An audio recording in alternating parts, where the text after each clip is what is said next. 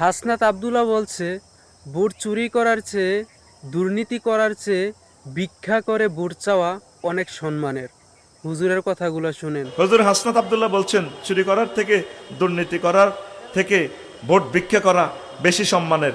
এটা নিয়ে আপনি কিছু বলেন। আমি তো হাসনাত আবদুল্লাহর জন্য দোয়া করি, সে আমার প্রার্থী। আল্লাহ হাসনাত আবদুল্লাহকে সংসদে তুমি নিও। আল্লাহ তোমার রহমতের ফেরেশতা দিয়ে ভোট দিয়ে হইলো হাসনাত আবদুল্লাহকে তুমি নিও। আল্লাহ এই সমস্ত সাহসী যুবক আমাদের বড় দরকার, বড় দরকার, ঠিক কি না? 600 কোটি 700 কোটি টিয়া ঋণ, এখন ক্ষমতার যাই তো ওই চুরি করে ঋণ হইব। কথা ঠিক আছে নি? তো নবীনের কাছে আমরা বাংলাদেশটা দিমু, নবীন আর প্রবীণ মিলেই যাতে দেশটা চালায়। বুড়ারও দরকার আছে, বুড়াদের জ্ঞান বেশি, অভিজ্ঞতা বেশি।